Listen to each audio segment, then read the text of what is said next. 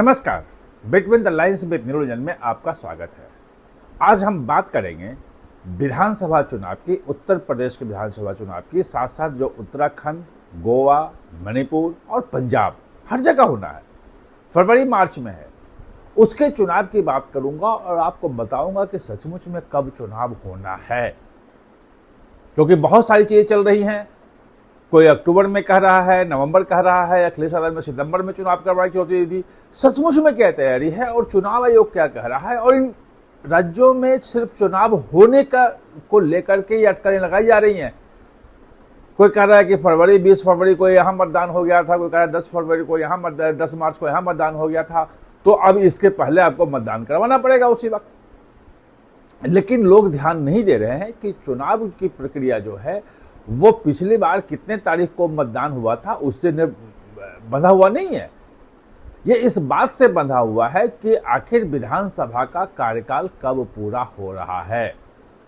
और अगर उस डिटेल में जाएंगे जो मेरी चुनाव आयोग में बात हुई और चुनाव आयोग के लोगों ने कहा कि आप जाके उस डिटेल को देखिए, तब आपको समझ में आएगा ये जो हवाबाजी लोग कर रहे हैं, सोशल मीडिया पे कुछ भी बोल दे रहे हैं, कुछ भी चला दे रहे हैं और चैनलों में भी चला दे रहे हैं। चैनलों पे लोग जो डिबेट में जो प्रवक्ता बैठे होते हैं वो भी कुछ भी बोल दे रहे हैं। तो फैक्ट जो है, वो सच्चाई जो है, वो जानना जरूरी है।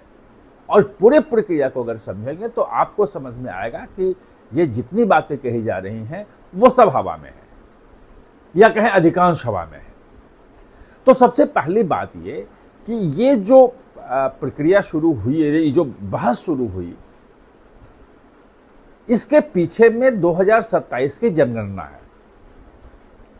2027 में पूरे देश में जनगणना होनी है और जनगणना की तारीख जो है वो 7 फरवरी से 28 फरवरी के बीच में है, जिसमें हर व्यक्ति की गिनती की गिनी जाएगी, उनकी जातियां पूछी जाएंगी, वो जाति जनगणना भी साथ में होगी।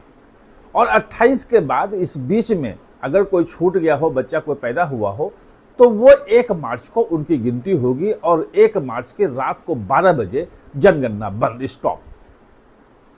उसके बाद अगर रात को 12:01 में कोई पैदा हुआ, 12:05 बाद अगर कोई पैदा हुआ, तो वो अगली जनगणना में उसे गिनती होगी, इस जनगणना में नहीं होगी। और यही कारण है कि लोग ये कह रहे हैं कि चूंकि पूरे देश में जनगणना होगी तो चुनाव कैसे होगा और कब होगा। और चूंकि वो दे देते हैं कि 20 फरवरी को तो पंजाब में चुनाव हुआ था, ऐसे ही उत्तर प्रदेश में चुनाव हुआ था, मतदान हुआ था, तो मतदान उसी वक्त लगभग होगा और उस वक्त जनगणना चल रही होगी, तो उसके पहले खींच लेंगे चुनाव। हकीकत यह है कि यह सवाल मैंने खुद गृह मंत्री अमित शाह से पूछा था कि ऐसा आ रहा है, क्या उत्तर प्रदेश का चुनाव टलेगा? तो उनका कहना था, उस वक्त लगभग 5-6 महीने 7 महीने हो गई होगी बात ये, तो उनका कहना था कि नहीं, दोनों अलग अलग चीजें हैं। चुनाव के अपने मशीनरी है और जनगणना के लिए अलग से लोग को लगभग 33-34 लाख लोग को ट्रेन किया गया है जो जनगणना कर्मी है, और वो टैब पे वो सब लेंगे, और ये दोनों अलग अलग चीजें हैं, इसमें कोई बहुत ज्यादा अंतर नहीं है, वो साथ में हो जाएगा। खैर, हम मानते हैं कि साथ में नहीं होगा, वो उस वक्त उन्होंने कहा था और अब सचमुच में समस्या आ गई। अब जब हुआ कि भाई फरवरी में नहीं हो पाएगा, जनगणना के साथ है, तो लोगों ने दिमाग लगाया, मैं भी लगाता हूं कभी कभी, तो दिमाग लगाया कि भाई तो ऐसा है कि जनवरी में हो जाएगा। अब जैसे ही जनवरी की बात आई तो किसी ने कहा कि भाई ये तो उत्तराखंड में अर्ध कुंभ है, तो वो कैसे हो सकता है जनवरी में, वो तो पूरा का पूरा उत्तराखंड जो है वो उसको संभालने में लगा होगा। तो बोला कि फिर दिसंबर में, बोला कि वहां तो उत्तराखंड में वो पहाड़ों पे बर्फ गिरा हुआ होगा, वो बर्फबारी शुरू हो जाती है वहां पे, तो बर्फबारी में चुनाव प्रचार क्या होगा, चुनाव कैसे होगा। तो बात आ गई कि यार कहीं नवंबर में ना करवा लें। ये पूरी चीजें हैं।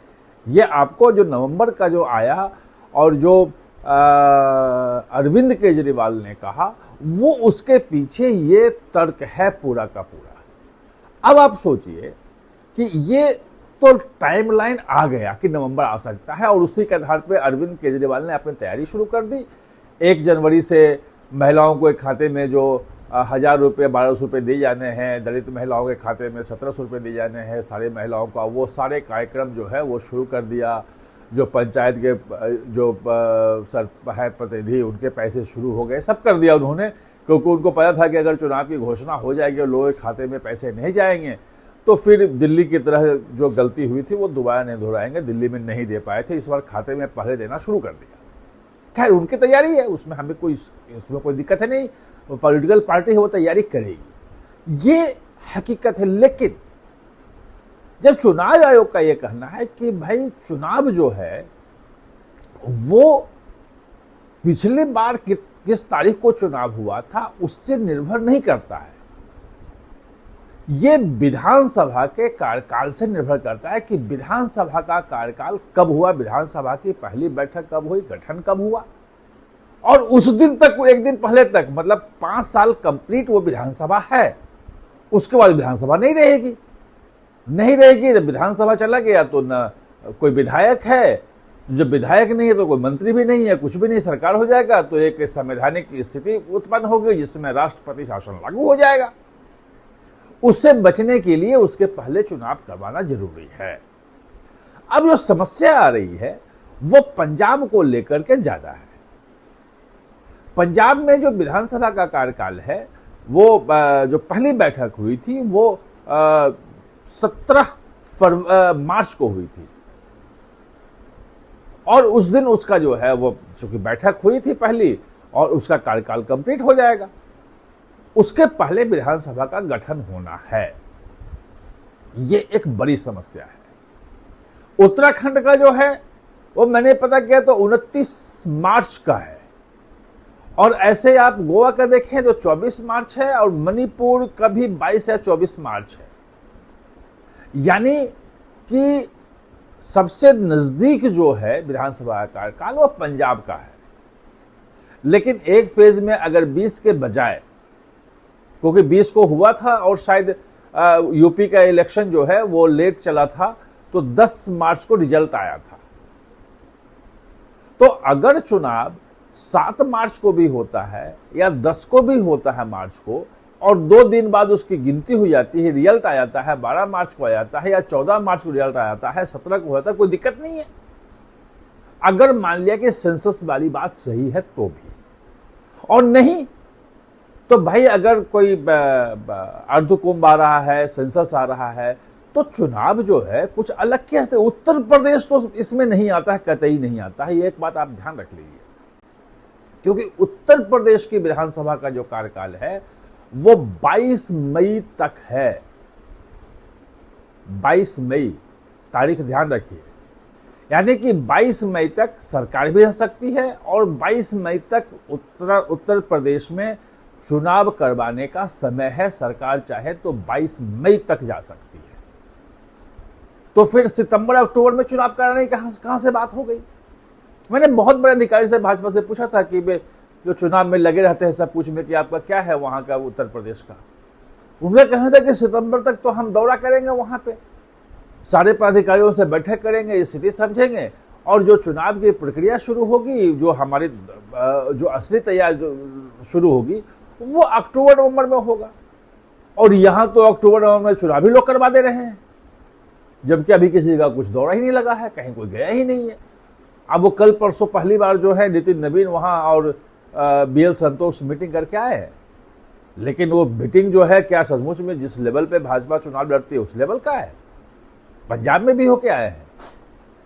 तो ये मैं मानता हूं कि ये हो सकता है कि पंजाब में चुनाव पहले हो जाए। अगर पंजाब में सेंसस के कारण कोई समस्या आई और लगा कि एक साथ करवाना संभव नहीं है और उतने कम समय रहेगा तो वो भी ठीक नहीं है, तो वहां पहले हो जाएगा, दिसंबर में हो जाएगा, जनवरी एक राज्य में हो जाएगा। वहां तो अर्धकुंभ नहीं है, वहां जनवरी में भी चुनाव हो सकता है। लेकिन बाकी जगह पे फिर क्यों होगा, बाद में हो जाएगा सेंसस के बाद। उत्तर प्रदेश में तो अप्रैल तक हो सकता है। लोग दरअसल राम जन्मभूमि को लेकर समझ रहे हैं कि राम जन्मभूमि का मुद्दा आ गया है और ये मुद्दे में भाजपा फंस गई है, संघ परिवार पूरा फंस गया है और ये चुनाव उन्हें जिता ले जाएगा, और इसलिए जल्दी चुनाव की बात हो रही है। पर जल्दी चुनाव की बात होना और जल्दी चुनाव होना दोनों अलग अलग चीजें हैं, और वो नहीं दिख रहा है। 22 मई 2027 तक का समय है यूपी में, उसके पहले चुनाव होगा। अब आप तय कर लीजिए कि सचमुच में सितंबर अक्टूबर में चुनाव हो जाएगा या अगले साल अप्रैल जाएगा। ये फैक्ट्स सारे हैं। आप हमारे साथ जुड़े, इसके लिए बहुत बहुत धन्यवाद।